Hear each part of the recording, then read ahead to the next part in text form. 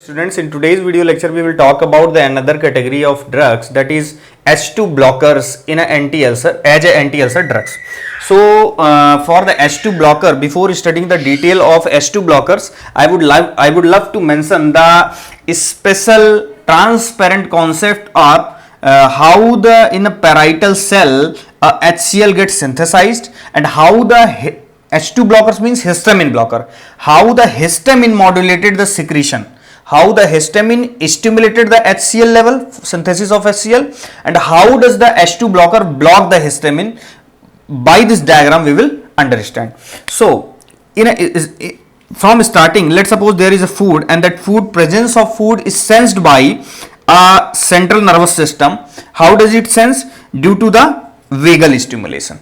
And once the as the vagus nerve is innervated in the GIT system, and once the GIT system have any food, that food is sensed by central nervous system through the vagus nerve, and then there will be release of acetylcholine. In another way, this food is also start stimulating a G cell which is responsible for release of gastrin hormone. So the food proceed two mechanism. In one way it is centrally mediated acetylcholine release, and in another way the periphery gastrin release. So once the acetylcholine releases, this will bind to the muscarinic receptor present on the enterochromaffin cell that present in surrounding this parietal cell. Parietal cell के आसपास ही enterochromaffin cell होगी, and that cell will have that cell have the storage of histamine, and also this cell have the receptor for gastrin as well as the muscarinic receptor for acetylcholine. So once acetylcholine releases under the influence of food through the vagal stimulation, now this acetylcholine bind to this muscarinic receptor present on enterochromaffin cell, and through this enterochromaffin cell histamine got releases, and once this histamine releases, this will binds to their specific receptor. This is H2 receptor present on the parietal cell. Simple. This is the one way mechanism. In another way, this food is releases gastrin, and gastrin directly binds to the receptor present on the parietal cell, which is CCK2 cholecystokinin 2 receptor, and through cholecystokinin 2 receptor further responsible for activation of IP3 diacylglycerol pathway, and that will really leads to the formation of calcium and ultimately result in the synthesis of HCl. And in another way, this gastrin once formed under the influence of food, this gastrin also have their receptor on the enterochromaffin cell. As the muscarinic receptor is also present in the enterochromaffin cell, this gastrin receptor is also present in the enterochromaffin cell, and once this gastrin binds with this gastrin receptor, again this ECL will be stimulated, and then again will be release of histamine. So we can say the gastrin perform the release of HCl by two mechanisms: directly by through their cholecystokinin receptor IP3 diacylglycerol mediated calcium release, ultimately HCl, and in another way it is gastrin receptor activation through enterochromaffin cell, through histamine, and through cyclic AMP calcium mediated. आपका ये clear है. Now this as we will limit our discussion up to the H2 blocker, so this mechanism is for this whole mechanism is for the synthesis of HCl. And what are the factors that are stimulating the synthesis of HCl is acetylcholine and gastrin. Acetylcholine through muscarinic receptor on enterochromaffin cell, and gastrin through gastrin receptor on enterochromaffin cell, both by releasing, or you can say the enhancing the level of histamine, they release the increased synthesis of HCl. So now we will start our core lecture. As we are studying H2 blocker, and the example of H2 blockers are like cimetidine, ranitidine, famotidine, roxetidine. So first we will talk, as we are discussing H2 blockers, it means they are going to block the H2 receptor. And where does it located? It is located in the parietal cell. So we will say all the drug of H2 blocker category, they will competitively binds with the H2 receptor and block it. Block it का meaning क्या है? It means once these drug will bind to this receptor, further they will not allow to bind the histamine to this receptor. और histamine जब H2 से bind नहीं होगा, then there will not be the synthesis of HCl. और हमको अपन करना क्या है, पेप्टिक अल्सर में HCl के लेवल को कम करना है, जो सिंथेसिस का वॉल्यूम है उसको कम करना है। ये बात आपकी क्लियर है। तो सबसे पहले आपको इस कॉन्सेप्ट को याद रखना है from the GPAT point of view कि all the H2 blocker competitively binds with the H2 receptor present on the parietal cell, but except one drug which is famotidine due to their specific structure, they competitively binds with the H2 receptor as well as non-competitively they will binds with the H2 receptors. So one point is this. What is next point? As I am saying, this H2 mediated HCl synthesis will be diminished, but theoretically we can say histamine से जो release होगा, all the histamine present here also binds with this H2 receptor, but there can be few molecule of few quantity of histamine that must be stimulated by acetylcholine as well as gastrin. मेरा कहने का मतलब है कि histamine H2 के through अपना receptor का response दे रहा है, HCl की सिंथेसिस को बढ़ा रहा है, लेकिन हम यहां ये भी कह सकते हैं कि एसिटाइलकोलिन और गैस्ट्रिन भी इनडायरेक्टली स्टिमुलेट कर रहे हैं हिस्टामिन के लेवल को। तो ये जो H2 ब्लॉकर है, ये H2 को ब्लॉक करके हिस्टामिन की डायरेक्ट एक्शन को तो कम ही करता है, as well as they indirectly inhibit the increased level of HCl by indirect mechanism of gastrin and acetylcholine through histamine. तो आप इसको ये कह सकते हैं कि एसिटाइलकोलिन और गैस्ट्रिन मीडिएटेड जो हिस्टामिन का जो HCl का फॉर्मेशन है वो भी क्या होगा, ब्लॉक होगा, H2 ब्लॉकर से बंद होगा। अब हम बात करेंगे, as we have discuss in the proton pump inhibitor, we have also discussed about what is the basal secretion of HCl and what is stimulated secretion of HCl. What is basal secretion? We will discuss in short that basal secretion is about that all the time throughout 24 hours there must be a constantly released HCl in our stomach, right? But whenever we take any kind of food, that food stimulates the synthesis of HCl. That kind of HCl is stimulated HCl, and all the throughout there is few quantity, or you can say the few volume of HCl that constantly releases throughout the 24 hour, whether the food is present or not. That HCl is actually basal release of HCl. So the secretion of HCl is two: basal secretion or stimulated secretion. All the proton pumps inhibitor I earlier discussed in previous videos lecture, they block the basal secretion of HCl as well as stimulated secretion of HCl. But in H2 blocker you have to be very clear that as we know histamine plays their role for their secretion of HCl maximally at night. So we can say अगर night में HCl को control कर रहा है release को, it means we can say night में तो हम ऐसे फूड की बात नहीं करेंगे, हम बात करेंगे नॉक्ट्यूर्नल की, जो कि एक बेजल का पार्ट होगा। तो H2 blocker they inhibit the nocturnal synthesis of HCl as well as stimulated synthesis of HCl, but mostly effective they will be over the nocturnal acid secretion, not for stimulated secretion. As PPI was responsible for both, but H2 blocker is mainly for nocturnal, or we can say the basal release of HCl. This is the core 3 points that you all have to be very clear about this. If we talk about the pharmacokinetic is very simple. Like if we talk about a drug like cimetidine is present in oral form, or like famotidine or roxetidine, they are also present in the intramuscular or intravenous form. And we can say we are not limited up to the orally form only. ये intramuscular और intravenous के form में भी है. Most of the time, if you give H2 blocker at night, it means you are planning to block the nocturnal release of HCl. You are advised to give only one tablet. But if you are planning to give the H2 blocker for whole day, then as we know the T half for the H2 blocker is 2 to 3 hour. तो आपको H2 blocker अगर दिन में ले रहे हैं तो आपको 2 बार एडवाइस की जाती है, लेकिन अगर आप रात में ले रहे हैं, क्योंकि हिस्टामिन का लेवल सबसे ज्यादा होता है रात में, और हिस्टामिन के लिए ही वो रिस्पॉन्सिबल है, HCl के कंसर्न में हम हिस्टामिन की बात कर रहे हैं, तो वहां पे आपको नॉक्टर्नल में अगर रात में आपको H2 ब्लॉकर देने की बात कही जाएगी तो आपको सिर्फ एक की बात देने की कही जाएगी, राइट। तो आप अब because of its nature it can cross the triple B, और ट्रिपल बी को क्रॉस करने की वजह से ही H2 ब्लॉकर के कई सारे साइड इफेक्ट्स होते हैं, वो हम बाद में रिलेट करेंगे. It has capability to cross the triple B. टी आपके बारे में डिस्कस कर चुके हैं. As we have discuss the food जो पीपीआई के एब्जॉर्प्शन को क्या कर रहा था, डिलेस कर रहा था. तो हम फूड के पहले ले रहे थे उस चीज को, फूड लेने के 1 घंटे पहले ले रहे थे, राइट. लेकिन हम यहां पे क्या करेंगे, हम उसको अलोंग द फूड ले सकते हैं H2 ब्लॉकर्स को. यहां पे फूड उस H2 ब्लॉकर के एब्जॉर्प्शन को इनहिबिट नहीं करेगा. तो ये आपको फार्माकोकाइनेटिक के कुछ पार्ट हैं जो आपको चाहे तो डोज के बेसिस पे हो या ट्रिपल बी को क्रॉस करता है नहीं, ये चीजें आपका कॉन्सेप्ट क्लियर होना चाहिए.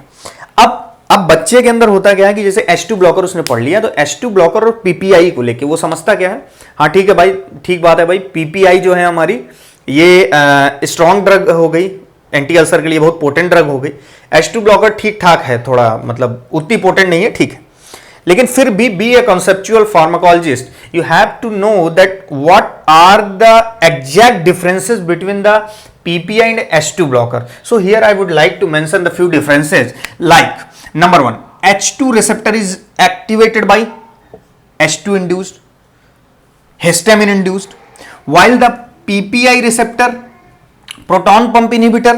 अब जैसे H2 रिसेप्टर को हम ब्लॉकर दे रहे हैं, तो H2 ब्लॉकर किस एसिड को बंद कर रहा है, जो H2 इंड्यूस्ड हो. और H2 इंड्यूस्ड कौन सी है, पीछे से भले इनडायरेक्टली आपको गैस्ट्रिन और एसिटाइल कोलिन और गैस्ट्रिन हेल्प कर रहे हैं हिस्टामिन के रिलीज में, लेकिन आप मेन जो कहेंगे कि H2 इंड्यूस्ड जो अल्सर का फॉर्मेशन है उसको ब्लॉक करनी है. लेकिन जब पीपीआई की बात करेंगे तो पीपीआई में इस प्रोटॉन पंप को ही ये ड्रग ब्लॉक कर देती है. तो यहां पे ये कोलिनर्जिक को भी ब्लॉक करती हैं, हिस्टामिन को ब्लॉक करती हैं और गैस्ट्रिन को भी ब्लॉक करती हैं. तो नंबर 1 डिफरेंसेस ये हो गया, ठीक है. दूसरी हम बात करेंगे बाइंड्स H2 एनीवेयर.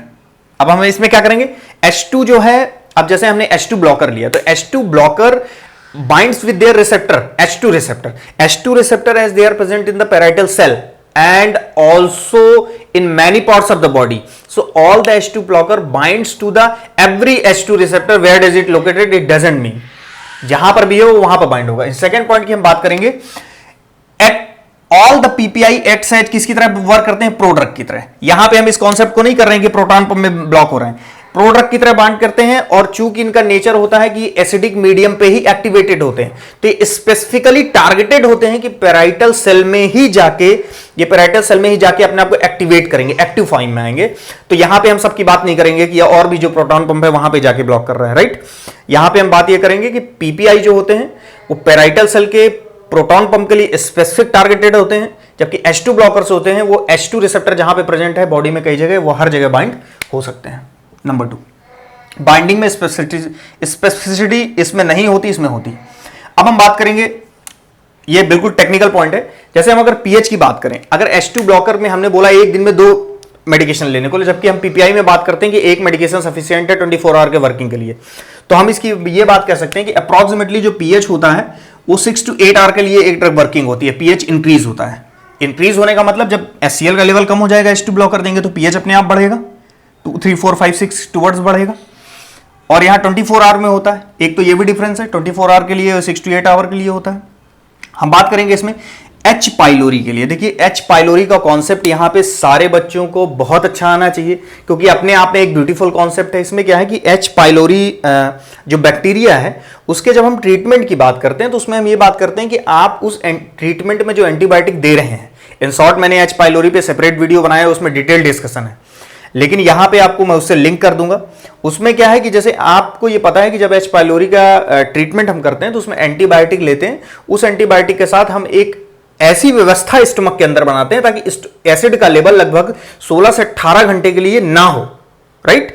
तो 16 से 18 घंटे के लिए एसिड का रिलीज ना हो या आपको रोकना हो तो आप सिर्फ पीपीआई को याद करने वाले हैं, आप H2 ब्लॉकर को याद करने वाले नहीं हैं. इसीलिए कई बार less effective in H pylori because no long period के लिए पीएच को बढ़ा पाते हैं. लेकिन जबकि जो हम ट्रिपल थेरेपी चलाते हैं, आप बेहतर होगा कि वो दोनों वीडियो देखें ताकि आप ट्रिपल थेरेपी को भी लिंक कर पाएं. ट्रिपल थेरेपी में 3 मेडिसिन होती हैं, उसमें से एक हमारा प्रोटॉन पंप इनहिबिटर होता है, तो वो हम इसलिए लेते हैं क्योंकि हमको ये लॉन्ग पीरियड के लिए पीएच को इंक्रीज करके देता है. लॉन्ग पीएच के लिए, लॉन्ग टाइम के लिए पीएच को इंक्रीज करना मींस HCl के लेवल को कम करना. बात तो ये हमारे इस कुछ points, then you all have to very clear. अब हम बात करेंगे सिमेटिडिन, जो कि वेरी इंपॉर्टेंट है जीपैट के पॉइंट ऑफ व्यू से। तो देखिए साइड इफेक्ट की अगर बात करेंगे तो specific we will talk about, because most of the side effects come from the drug like cimetidine से। तो सिमेटिडिन देखिए किस तरीके से साइड इफेक्ट देता है। Number 1, as we have discuss, they can cross the triple B, so definitely they will change the mental state, they will change the mental state. अब हम बात करेंगे cimetidine. Cimetidine actually inhibit the dihydrotestosterone to binds with their receptor, and what is the name of that receptor? Androgen receptor, because dihydrotestosterone is a kind of testosterone which is a male hormone. Once DHT will be inhibited to bind with their specific receptor, तो testosterone के जो function है वो भी inhibit होंगे, then the side effect will be impotence. Very clear? As we know the the H2 cimetidine, हम cimetidine को specific करके पॉइंट कर रहे हैं। Cimetidine also they increase the level of estrogen, they'll increase the level of specific estrogen called estradiol, or they increase the level of estradiol. अब increase the level of estradiol resulting in gynecomastia. देखो cimetidine का gynaecomastia भी होता है, galactorrhoea से होता है। तो अब बच्चे को इस पॉइंट पे टेक्निकली ये जानना पड़ेगा कि किस तरीके से सिमेटिडिन गैलेक्टोरिया करता है और किस तरीके से गायनेकोमेस्टिया करता है। तो देखिए सिंपल सा इसमें कॉन्सेप्ट है, अगर बच्चे को टेक्निकली सोचना है तो देखिए सीधी सी बात है, सिमेटिडिन डीएचटी को एंड्रोजन रिसेप्टर से बाइंड नहीं होने दे रहा, रिजल्ट क्या हो रहा है? इंपोर्टेंस। अब हम इस बात को समझते हैं कि all the male hormone is mainly like testosterone, but ये भी ट्रू है कि हर मेल में एस्ट्रोजन भी प्रेजेंट होता है, लेकिन वो इतनी क्वांटिटी में नहीं होता कि वो अपना इफेक्ट दे पाए, वो डोमिनेटिंग स्टेट में नहीं होता। लेकिन जब आप एंड्रोजन रिसेप्टर को ब्लॉक कर दोगे तो टेस्टोस्टेरोन तो अपना फंक्शन देने से रहा डाइहाइड्रोटेस्टोस्टेरोन के थ्रू, तो जब वो टेस्टोस्टेरोन अपना फंक्शन नहीं देगा तो सुपरसीड नीचे से किसके फंक्शन करेंगे? जो चीज कम है, एस्ट्रोजन अब अपना फंक्शन देने लगेगा, और due to the estradiol action, increase estradiol action, they will produce gynecomastia. Gynecomastia means in the male there will be presence of breast like appearance in the chest, engorgement, right? There will be appearance of breast like, chest become like a breast. So this is gynecomastia, this is the side effect of cimetidine. किस तरीके से इससे relate करके बताना है ये आपको clear हो गया। गैलेक्टोरिया किस तरह इसका? Because these drug are responsible for increasing the level of prolactin, ये डायरेक्टली प्रोलैक्टिन को इंक्रीज करती हैं, और प्रोलैक्टिन का अगर लेवल बढ़ेगा, because prolactin is a milk synthesising hormone, तो प्रोलैक्टिन अगर मिल्क सिंथेसाइजिंग कर रहा है तो ये, अब हम मिल्क की बात करेंगे तो हम ये ब्रेस्ट फीडिंग वुमेन की बात नहीं कर रहे हैं, ये नॉर्मल वुमेन में भी जो कि ब्रेस्ट फीडिंग नहीं करा रही होंगी, अगर उनमें सिमेटिडिन लेती हैं वो, तो सिमेटिडिन लॉन्ग टर्म में लेने पे गैलेक्टोरिया हो सकता है। Galactorrhoea means not milk secretion, it is just like a whitish fluid that come out from the nipple. So it is galactoria and it occurs because the cimetidine increases the level of prolactin. So I think, I hope we have clear concept of gynecomastia, galactoria, impotence, and how does the muscle state changes through the cimetidine, right? Now the H2 blocker also responsible for inhibiting a group of enzymes of family cytochrome P450. Cytochrome P450 we know is also responsible for metabolism of many drugs. तो अगर अब कोई enzyme कई सारे drugs के metabolism के लिए responsible है तो इट मींस वो एंजाइम उन ड्रग का मेटाबॉलिज्म कर रहा है, इसमें कोई टेक्निकल नहीं है। लेकिन अगर आप उस एंजाइम को ही इनहिबिट कर देंगे तो क्या उन ड्रग्स का मेटाबॉलिज्म होगा? नहीं होगा। जब मेटाबॉलिज्म नहीं होगा तो उन ड्रग का लेवल क्या होगा? इंक्रीज होगा, टॉक्सिसिटी होगी। सिंपल सी बात है कि सिमेटिडिन कर रहा है, इनहिबिट कर रहा है साइटोक्रोम P450 को, तो कौन सी ड्रग है? Like warfarin, theophylline, tricyclic antidepressant, इनका लेवल ब्लड में क्या होगा?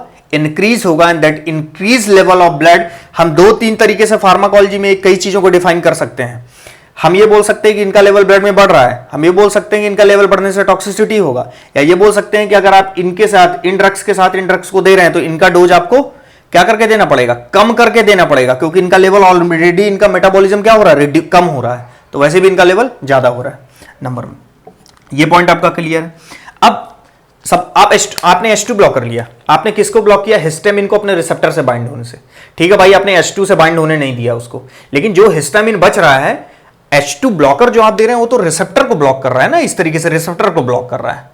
अब जो हिस्टामिन है उसको तो कुछ नहीं कर रहा है, वो अपने रिसेप्टर से बाइंड नहीं होगा, इफेक्ट नहीं देगा, लेकिन ये हिस्टामिन है तो बॉडी में, ये जाएगा कहां? H1 रिसेप्टर के पास। H1 रिसेप्टर आपका कहां पे है? लंग्स के एयर पैसेज में, और H1 receptor is responsible for bronchospasm. तो आपका क्या होगा?